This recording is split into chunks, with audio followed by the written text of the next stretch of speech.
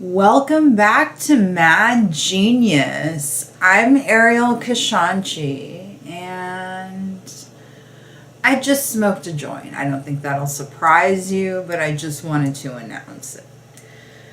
I didn't watch the Grammys because nobody watches these garbage awards shows anymore. So the only thing that matters is like if they do something ridiculous on the red carpet, or if there's a clip that goes viral. But nobody really cares about these things anymore. And so Kanye West has to try to stay relevant. He's like, what am I going to do? I'm going to have my wife's vagina out on display for the world. And she has a great vagina, I'm not going to lie. But it felt so exploitive of her and gross and so pathetic. But I think she's also a grown-ass woman, so she's in on it. She's not a child. She's not like, is she like being manipulated by a narcissist? Yes, but she could be manipulated by another narcissist too. You know what I mean? But she's choosing this one in particular because this is her relationship pattern anyway. And so she's like, listen, I'm going to put my vagina out there. Hello to my vulva. And she did it. And they need to stay relevant somehow, and there's really nothing left to do. So this is when you've run out. You've gotten down to your bag of tricks. You've been digging in. You've tried them all. You've tried them. You've tried anti-Semitism. You've tried it all. And this is when you're like, I gotta put out my wife's vagina. Anyway. Okay, so an influencer paid $17,000 to remove her ribs, which she is going to turn into a crown. First of all, how do these influencers get this money is what I want to know. Above all, like, who is funding a $17,000 rib removal surgery for you when you don't seem to have a job? Like, you don't seem employed, and most of them, they don't seem to have enough of a following to even warrant this. So maybe they just have rich parents or something, or, I don't know, but it's just like, who's paying for it, and how can I get in on it? There are a lot of procedures I would love to do.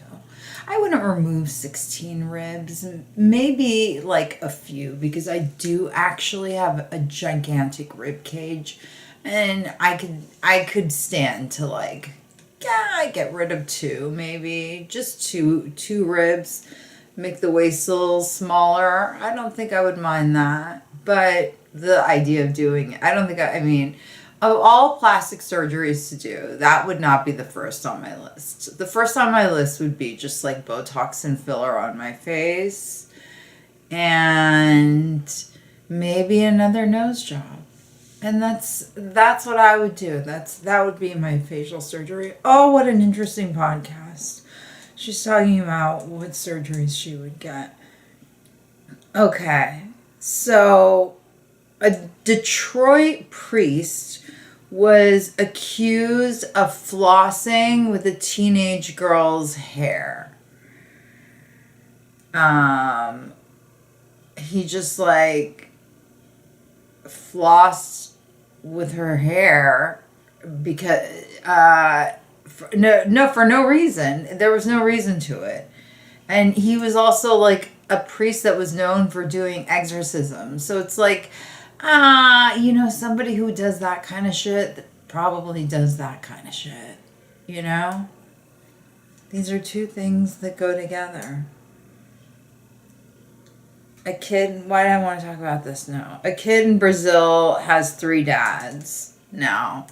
But it's like, it's not really three dads. It's like his uncle, and his uncle's husband adopted him, kind of, and his parents are still kind of around. Why did I think this was an interesting thing to talk about? Oh, because it was a modern Full House. It's like a modern sitcom from the 90s. But in Brazil.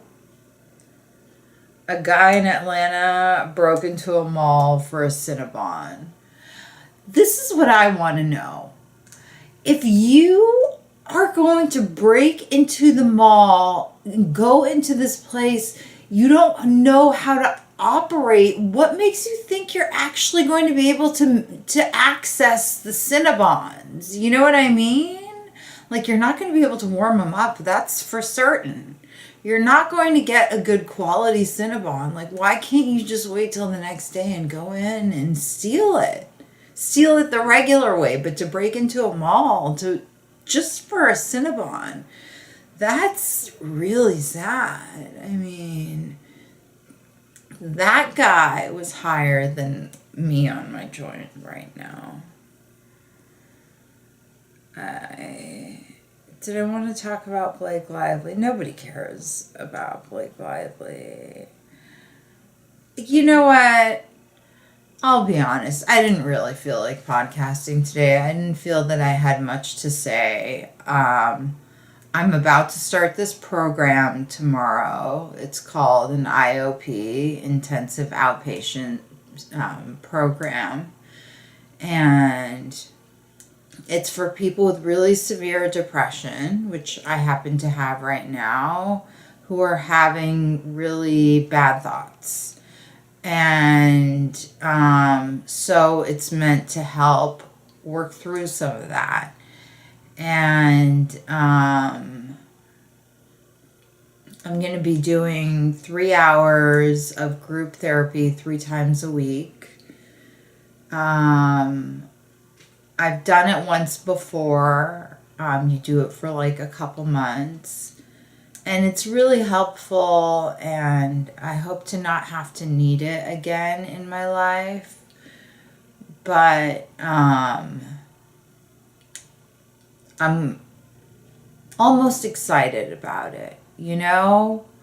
Because I have not been feeling very well at all, and my mind has not been going into good places. And I don't want to slide further down that road. So I'm trying to do what I can to slide back. See if I can slide back. I want to feel that I can. I don't feel that I can, to be honest. But I hope that I can. You know? You can hope something and not feel it, and vice versa. Anyway, thank you guys for listening. I hope you enjoyed that. Please like, subscribe, review, leave me your feedback, DM me your feedback. I'd love to hear what you have to say. Bye.